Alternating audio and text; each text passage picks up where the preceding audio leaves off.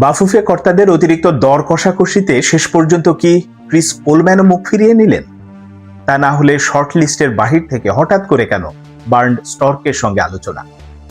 Coach ইস্যুতে আসলে football federation এই মুহূর্তে কি অবস্থায় আছে সেটা নিয়ে বিস্তারিত বলার চেষ্টা করব, আশা করি শুনবে।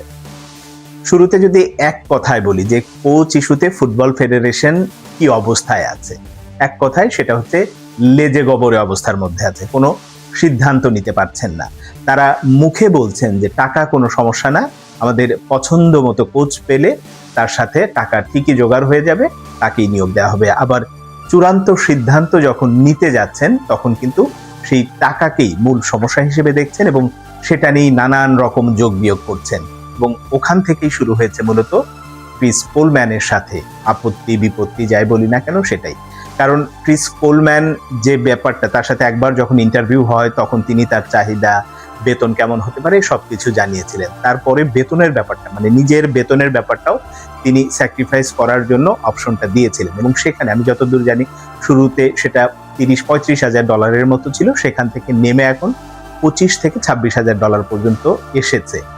এখন আবার ফুটবল ফেডারেশন শুধুমাত্র সেই বেতন ইস্যুতে না, তার আনুষঙ্গিক যে চাহিদাগুলো আছে সেগুলো নিয়েও আরো খানিকটা দর কষাকষি করতে চায় এবং সেই জায়গাটাতে আসলে এরকম প্রফেশনাল কোচ, শুধু ক্রিস কোলম্যান না, ইউরোপের এরকম সর্বোচ্চ পর্যায়ে যারা কাজ করেন বা করেছেন তাদেরকে আপনি এত সহজে পাবেন না বা এত বারবার আলোচনার সুযোগ তারা দেবে না। তাদের নিজস্ব একটা স্ট্যান্ডার্ড আছে, হয়তো কোথাও চাকরি হবে না, চাকরি করবে না, কিন্তু ওই স্ট্যান্ডার্ডটা তিনি ধরে রাখার চেষ্টা করবেন এবং সেখান থেকেই আসলে ক্রিস কোলম্যান তার এজেন্টের মাধ্যমে যে চাহিদাগুলো, যে বেতনের কথা সর্বশেষ জানিয়েছেন, ফুটবল ফেডারেশন হয়তো আবারও খানিকটা দর কষাকষির মতো করে যে আর একটু কমানো যায় কিনা, অনেকটা মাছ কেনার মতো, যে একবার গেলাম গিয়ে বললাম যে ভাই 50 টাকা দেবো, কিছুক্ষণ পর ঘুরে ফিরে এসে বললাম 45 টাকা দেবো, আবার বললাম যে 40 টাকা দেবো। এটা তো আসলে ওইভাবে হয় না এবং ওই কারণেই হয়তোবা এরকম কোনো ইঙ্গিত পেয়েছে যে ক্রিস কোলম্যানকে আমরা যে চাহিদা বা যেভাবে চাচ্ছি তিনি তাতে রাজি হচ্ছেন না এবং তখনই হচ্ছে শর্ট লিস্টে বাকি যারা ছিলেন, 6 জন ছিলেন, তো বাকি 5 জন যারা ছিলেন, যদি 5 জনের প্রোফাইল আপনি বিবেচনা করেন তাহলে খুব উঁচু মানের বা ক্রিস কোলম্যানের মাপের বা ওই রোজারিও মিকেলের মতো সেটা না। তখনই হচ্ছে এই শর্ট লিস্টের বাহির থেকে গিয়ে জার্মানির বার্ন্ড স্টর্কের সঙ্গে হঠাৎ করে আলোচনা করেছে এবং সেই আলোচনাও যে ফলপ্রসূ হয়েছে বা ইতিবাচক কোনো সিদ্ধান্ত এসেছে ব্যাপারটা তা না, সেখানেও তার সাথে আসলে কথাবার্তা চলছে এবং তিনিও হাই প্রোফাইল কোচ, ফলে তাকেও যে পাওয়া যাবে ব্যাপারটা আসলে এত সহজ না। কিন্তু ফুটবল ফেডারেশন সিদ্ধান্ত এখনো নিতে পারেননি কারা তাকে আসলে নেবে। কারণ একদিকে যখন নিজেদের মধ্যে নিজেরা বলছে যে আমরা ক্রিস কোলম্যানকে চাই, তাবিদ আওয়াল নিজেও খানিকটা আগ্রহ প্রকাশ করেছিলেন, আমি আমার আগের একটা কন্টেন্টে বলেছিলাম তার ইচ্ছা ক্রিস কোলম্যানকে আনো, কিন্তু সেই কোলম্যানকে আনার জন্য টাকা পয়সা নিয়ে যখন যোগ বিয়োগ করছেন সেই ব্যবস্থাটা কি হবে আমরা শুধুমাত্র যেটা চোখে দেখেছে যে ক্রীড়া প্রতিমন্ত্রী আমিনুল হকের সঙ্গে গিয়ে আলোচনা করেছেন, তার কাছ থেকে সহযোগিতা পাবেন, তো সেখান থেকে যদি সহযোগিতা পান আসতে পারে সেখান থেকে একটা টাকা আপনার।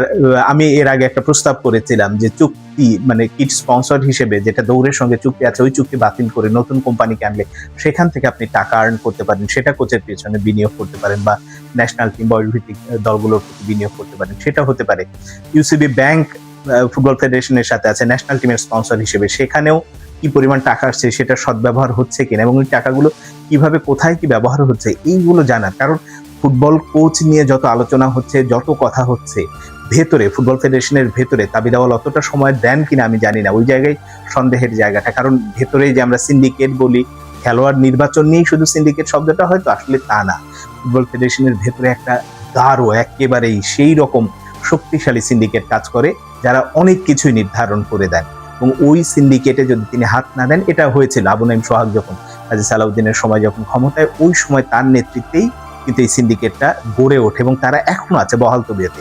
তাবিদ আওয়াল আসার পরে যে খুব বেশি চেঞ্জ করেছেন ওই কর্মকর্তা কর্মচারীদের তেমন না, ফলে ওই ভেতর থেকে ওই সিন্ডিকেটটা আলাদাভাবে কাজ করার জন্য অনেক কিছু সিদ্ধান্ত নিতে পারেন না বা তিনি নেন না, নিতে পারেন চাইলে তিনি নিতে পারেন, এখন নেবেন কিনা।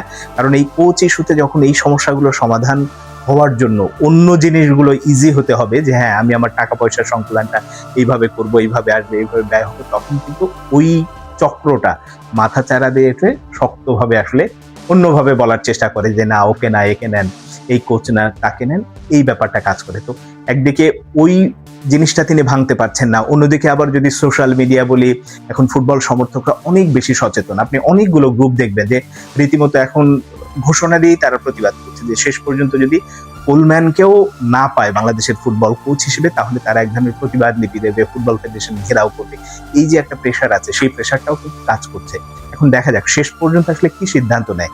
আমি যখন কথা বলছি বাংলাদেশ সময় সকাল হয়েছে, বিকেলে সম্ভবত ন্যাশনাল টিমস কমিটির আর একটা মিটিং আছে, ওই মিটিং এ আসলে চূড়ান্ত কোনো সিদ্ধান্ত নিতে পারেন কিনা তাবিদাওয়ালরা। কারণ আমার মনে আছে এই ন্যাশনাল টিমস কমিটির সর্বশেষ মিটিং, তার আগেরটা যখন হলো 25 ইস্যুতে প্রথম শর্ট লিস্ট নিয়ে যখন বসলো, ওই দিনই কিন্তু আমি বলেছিলাম যে, তারা বলেছিল, আমিরুল ইসলাম বাবু ঘোষণা দিয়েছিলেন যে 3 দিনের মধ্যে কোচ চূড়ান্ত করে ফেলবে।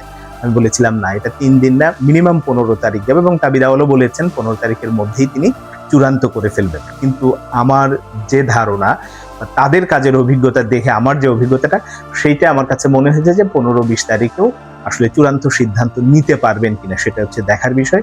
কিন্তু মূল দুশ্চিন্তার জায়গা ওইখানে, যদি ক্রিস কোলম্যান আসলে এরকম অতিরিক্ত দর কষাকষির কারণে মুখ ফিরিয়ে নেয় রোজারিও মিকেলের মতো। রোজারিও মিকেল তো আসলে তাকে সিদ্ধান্ত সঠিক সময় দিতে পারেননি জন্য তিনি নিজের মতো করে পথ খুঁজে নিয়েছেন। এবার যদি ক্রিস কোলম্যানে চলে যায়, বাংলাদেশ ফুটবল ফেডারেশনের হাতে কিন্তু অপশন আর সেভাবে থাকে না, কারণ তখন বার্ন স্টর্কও হয়তো কোনো দাবি দেওয়া বা তার নিজস্ব চাহিদা যদি দিয়ে বসে, তাকেও পাওয়া হবে না। শেষ পর্যন্ত হয়তো ওই কাবরেরার মতোই আরেকজন, মানে যদুমধু যে কোনো একজনকে নিয়ে এসে ফুটবলের কোচ হিসেবে দাঁড় করিয়ে দেয়। সেটা যদি হয়, ফুটবলের জন্য সত্যিকার অর্থে একটা দুর্ভাগ্যজনক অধ্যায় হবে। কারণ আমরা ওই কাবরেরা যুগ থেকে নতুন ভাবে শুরু করার জন্য একটা অপেক্ষায় আছি, ফুটবল প্রেমীরা অপেক্ষায় আছে।